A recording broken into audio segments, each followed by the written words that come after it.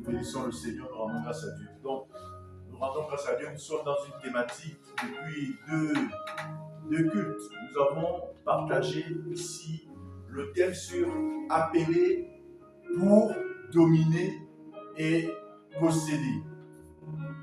L'appel, c'est Dieu qui appelle un homme à agir de manière à respecter bien entendu le plan divin pour sa vie. Nous avons vu que dans Genèse 1, Dieu va appeler la lumière. Pourquoi? Parce que Dieu va constater que les ténèbres remplissaient la terre. Amen. Et la lumière fut. Dieu vit que la lumière était bonne. Et nous avons compris que cette lumière qui avait agi face à l'appel de l'Éternel était simplement le Seigneur Jésus. Lorsque Jean, dans Jean 1, va rappeler qu'au commencement était la parole, cette parole qui avait appelé à l'existence la lumière. Et Jean va rappeler que la lumière était tout simplement cette lumière qui éclairait le monde. Cette lumière qui était venue dans le monde sous forme humaine, et cette lumière était Jésus. Nous avons vu que le Seigneur, lorsqu'il va rentrer dans le monde pour accomplir son mandat dans Isaïe 61, dans le livre de Luc 8, nous avons une illustration que Jésus va demander aux disciples d'aller dans une région qu'on appelle Gadaréen, et sous l'instruction du Seigneur, ils vont traverser un lac et vont accoster dans cette région où il existait un homme, un possédé, qui était dans les ténèbres. Et la Bible déclare que le Seigneur, à la vue bien sûr du Seigneur, ce possédé va crier. Son âme va crier délivrance parce que cet homme était possédé de plus de 6000 esprits et le Seigneur va le délivrer. Le Seigneur va soumettre les principautés, les esprits qui possédaient cet homme. Alléluia. Et sur l'instruction du Seigneur, ces esprits vont partir. Amen. Voilà un peu la démonstration de la lumière, d'accord, sur cette illustration du Seigneur Jésus. Aujourd'hui, nous sommes dans la nouvelle alliance et le Seigneur a dit, vous êtes la lumière du monde. Il nous a donné le pouvoir de marcher sur les scorpions et les serpents. Alléluia. C'est pourquoi nous devons comprendre, nous devons réaliser que nous ne sommes pas n'importe qui.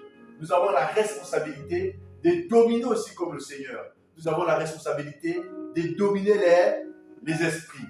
Et aujourd'hui, nous allons comprendre que nous n'avons pas seulement été appelés pour dominer, nous avons aussi été appelés pour posséder. Alléluia. Lorsque Dieu appelle, amen, lorsque Dieu appelle, il fait quoi? Il équipe. Il y a toujours un équipement sur la terre. Lorsque Dieu vous appelle, il vous équipe. Il vous équipe des bénédictions, des choses qui sont nécessaires pour votre survie sur la terre. Et nous avons un exemple sur l'action des possédés. C'est l'histoire de Josué. Josué qui va être appelé par le Seigneur. Lorsque Moïse va mourir, l'Éternel va appeler Josué. Il va dire à Josué, mon serviteur Moïse est mort. Mais tu as été choisi pour faire rentrer ce peuple dans le pays que j'ai juré de donner à vos pères. Alléluia. Donc, Josué, face à ça, va réaliser qu'il avait une responsabilité. Et cette responsabilité, c'était d'amener le peuple qui avait été conduit par Moïse dans le désert. Et Josué, sa responsabilité, c'était de prendre ce peuple et de l'amener dans ce pays qui avait été promis au Père. Mais, bien aimé, ce que vous devez retenir, lorsque vous êtes appelé pour accomplir la mission pour laquelle vous avez été appelé, vous devriez faire face aux obstacles. Alléluia. C'est pourquoi le Seigneur a dit à la nouvelle création que nous sommes, voici, je serai avec vous jusqu'à la fin du monde. N'oubliez pas, lorsqu'il a dit dans quel contexte? Dans Matthieu 28, à partir du verset 19, il a dit, je vous envoie, vous êtes, dans les nations, pour faire des nations des disciples. Vous les baptiserez au nom du Père, du Fils et du Saint-Esprit. Alléluia. Donc, le Seigneur, c'était quoi? C'était une instruction qu'il avait donnée. C'était un mandat divin qu'il avait donné à l'Église, à la nouvelle création, de faire des nations des disciples. Mais le Seigneur étant conscient que nous ne pouvons pas faire des nations des disciples si nous ne nous appuyons pas sur lui. C'est pourquoi il a dit, je serai avec vous jusqu'à la fin des jours. Alléluia. Jusqu'à la fin du monde, je serai avec vous. Ça veut dire quoi? Lorsque un appelé rentre dans son office pour accomplir la mission pour laquelle il a été mandaté, le Seigneur est présent dans cette mission. Alléluia. Le Seigneur est présent. Dites, le Seigneur est présent. Lorsque vous commencez à faire l'œuvre de Dieu, lorsque vous obéissez à l'appel divin, le Seigneur est présent. C'est ce qu'il a dit à Josué. Il a dit à Josué, je serai avec toi. Je serai avec toi. Dans le verset 5, il dit, durant toute ta vie, personne ne pourra te résister. Personne ne pourra te résister dans ta mission. Dis, personne ne pourra me résister. Josué a eu l'instruction, a eu la garantie du Seigneur qu'il appelait que durant toute ta vie, durant ton mandat, durant ta mission, personne ne pourra te résister. Il n'y a aucune épreuve, aucun obstacle ne pourra te résister. Parce que lorsque tu obéis pour accomplir un mandat divin, il n'y a aucun obstacle, aucune épreuve ne peut te résister. Il faut avoir conscience de cela. Aucune épreuve ne peut te résister. Aucun homme, qu'importe le décret qu'il peut mettre sur la terre te concernant, ne peut te résister, ne pourra empêcher la mission pour laquelle tu as été destiné sur la terre. Et l'Éternel va dire à Josué, durant toute ta vie, durant ton mandat divin, durant ta mission sur la terre, parce que tu as reçu un mandat d'amener ce peuple dans le territoire, dans le pays que j'ai juré de donner à leur père, il dit, durant toute ta vie, personne ne pourra te résister. Pourquoi? Car je serai avec toi comme j'ai été avec Moïse. Alléluia. Lorsque Dieu t'appelle, il est avec toi. Dites, lorsque Dieu m'appelle. Lorsque Dieu t'appelle, il est là.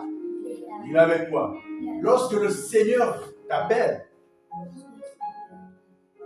lorsque tu réponds à l'appel divin, lorsque tu obéis à la volonté de Dieu concernant la mission que tu as reçue, le Seigneur est avec toi. Alléluia. Alléluia. Et Josué va avoir l'assurance qu'il n'était pas seul. Alléluia. Il n'était pas seul. Dites, je ne suis pas seul. Je suis entouré d'une nuée des témoins invisibles qui ont été mandatés par l'Éternel pour accomplir ma mission. Alléluia. Josué avait la responsabilité de procéder. Josué finalement va conquérir des territoires dans le pays qui avait été promis, mais Josué ne va pas tout, ou du moins tout récupérer les territoires. Donc le peuple d'Israël, conduit par Josué, ne vont que posséder une partie du pays, alors que l'Éternel leur avait donné tout le pays entier. Alléluia.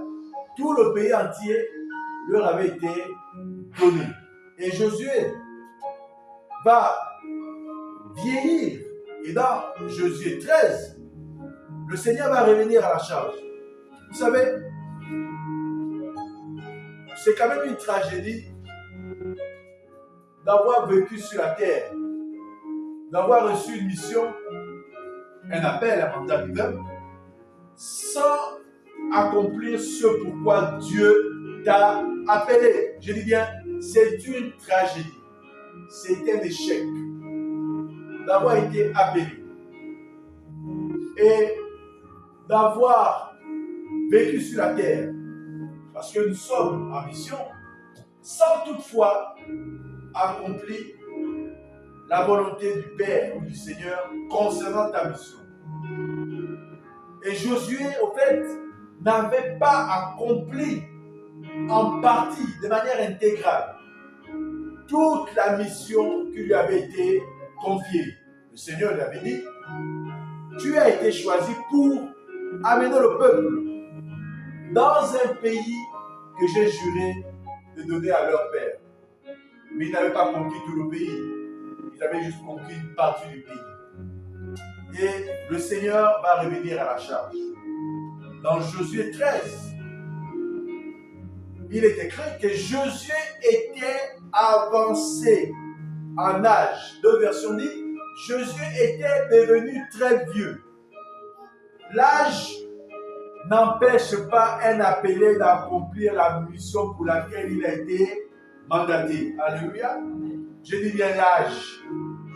L'âge n'empêche pas un appelé, je dis bien un véritable appelé, pour accomplir la mission pour laquelle il a été mandaté par le Seigneur.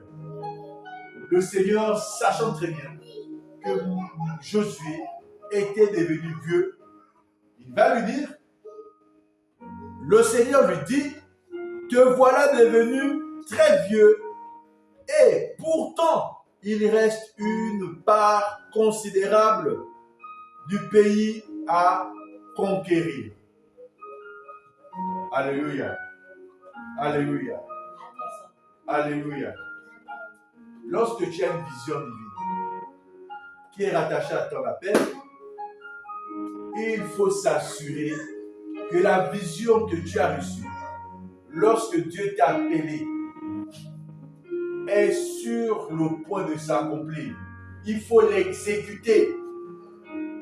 Quand Dieu t'appelle et que tu ne te déplaces pas, il faudrait toujours un mouvement. Alléluia. Si tu ne te déplaces pas, il faut savoir une chose, que le diable t'a créé un piège. Jésus avait une vision à Gadaréen, à Gadar. C'était pour délivrer un homme qui était possédé. Alléluia.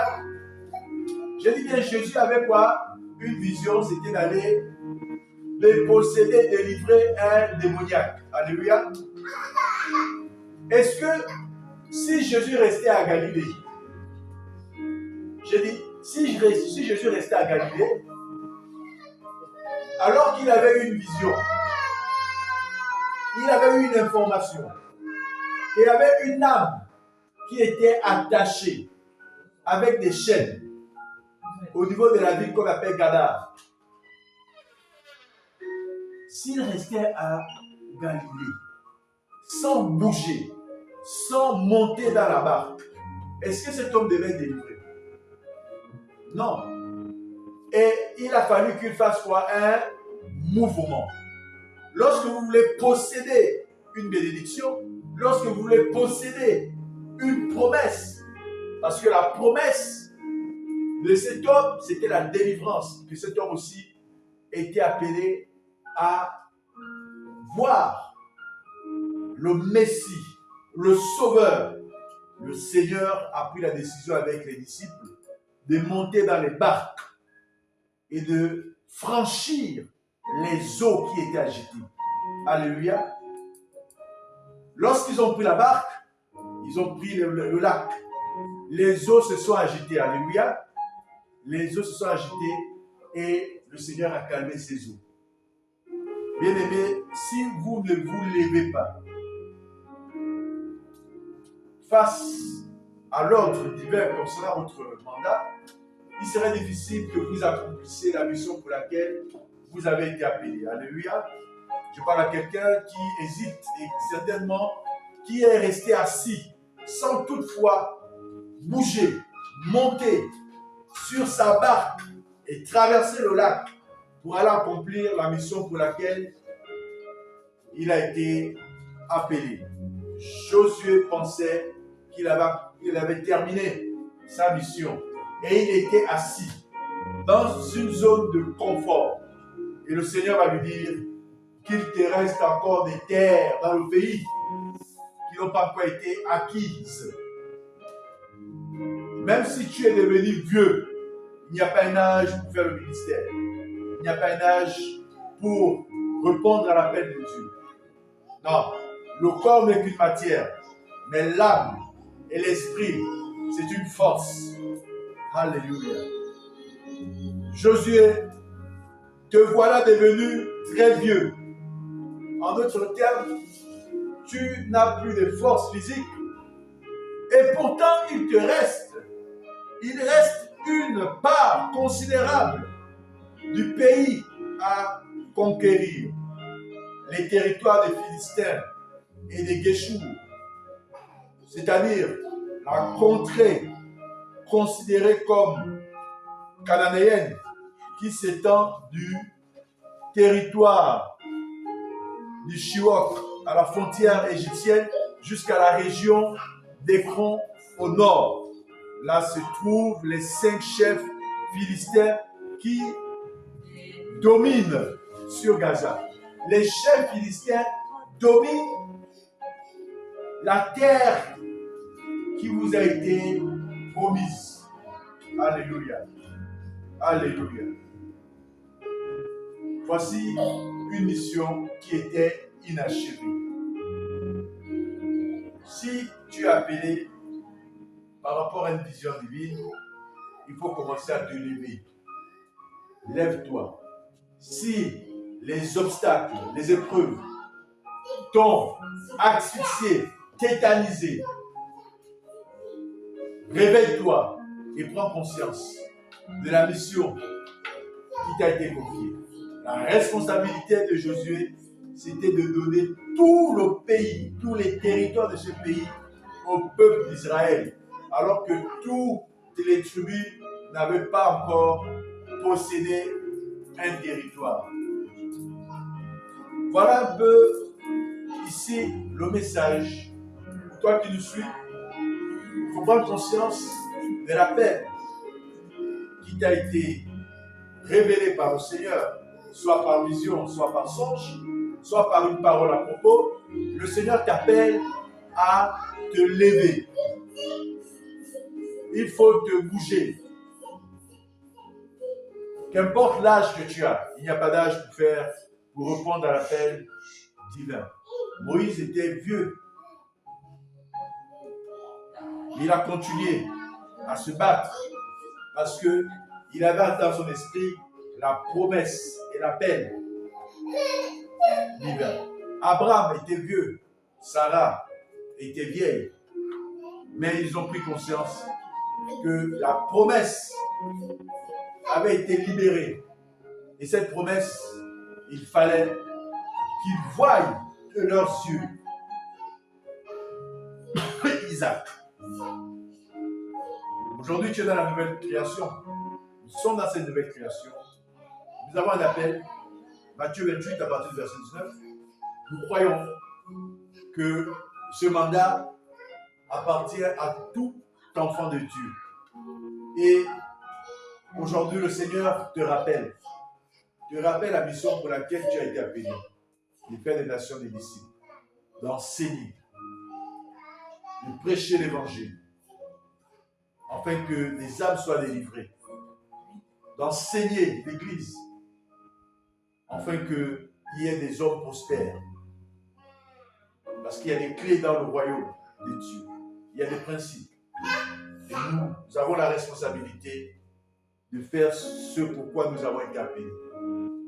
Nous rendons grâce à Dieu pour ce message et nous croyons que nous avons été appelés pour posséder. Pour posséder. Bénissons le Seigneur.